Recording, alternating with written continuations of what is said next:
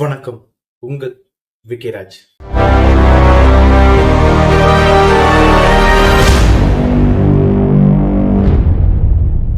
இப்போ நம்மளுடைய இந்தியால ஒரு சட்ட மசோதாவை சென்ட்ரல் கவர்மெண்ட் அறிவிச்சிருக்காங்க.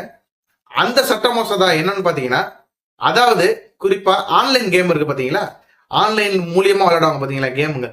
குறிப்பா சொல்ல போனா ட்ரீம் 11, அப்புறம் ரம்மி சர்க்கிள், அந்த மாதிரி கேம் எல்லாத்துக்குமே ஆன்லைன் மூலியமா விளையாடுற எல்லா கேமுக்குமே தடை பண்ணிருக்காங்க. இது ரொம்பவே வரவேற்கத்தக்கது அப்படின்ற மாதிரி தான் எல்லாருமே பேசிட்டு இருக்காங்க. ஆனா இந்த கேம் எல்லாத்தையும் நம்மளுடைய தமிழ்நாட்டில் உள்ள நடிகர்கள் நிறைய பேர் இதுக்கு அட்வர்டைஸ்மெண்ட்ல நடிச்சிருக்காங்க. ஆனா இதனால பாதிக்கப்பட்டு நிறைய பேர் உயிரிழந்தும் இருக்காங்க அப்படின்ற மாதிரி சொல்றாங்க. ஏன்னா இந்த கேம்ல முதல்ல விளையாடுறாங்க, அதன் மூலியமா ஒரு 10 ரூபா போட்டு 20 ரூபா எடுக்கிறாங்க.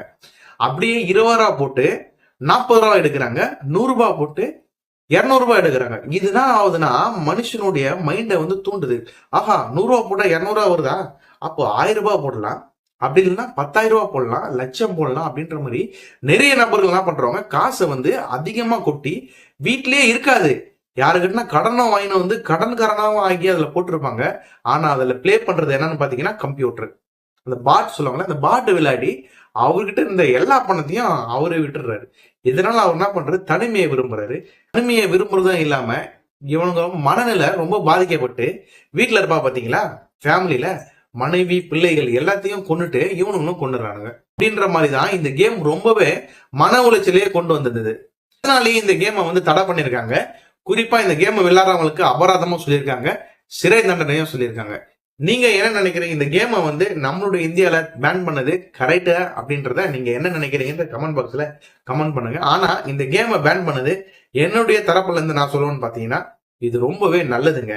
இந்த கேம் மூலியமா வருகின்ற பெரிய ஆபத்துல இருந்து உண்மையாலே இது மக்களுக்கு ரொம்ப பயனுள்ள தகவலாகவும் பயனுள்ளதாகவும் இருக்கும் அப்படின்றத நான் நம்புறேன். அதுவும் இல்லாம நம்மளுடைய இந்தியாவோட ஸ்பான்சர் சொல்லுவாங்க பாத்தீங்களா, ஜெர்சி முன்னாடி இருக்க பாத்தீங்களா, அவங்க வெளியேறி இருக்காங்க.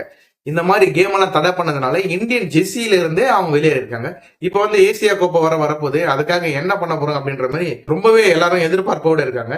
என்ன ஜெர்சியில அட்வர்டைஸ்மெண்ட் கொடுக்க போறாங்க அப்படின்ற எதிர்பார்ப்போட. நீங்க என்ன நினைக்கிறீங்க, இதை தடை பண்ணது உண்மையிலே நல்லது அப்படின்றத நீங்க என்ன நினைக்கிறீங்கன்றத கமெண்ட் பாக்ஸ்ல கமெண்ட் பண்ணுங்க. மேலும் இன்னொரு வீடியோல உங்களை சந்திக்கிறேன்.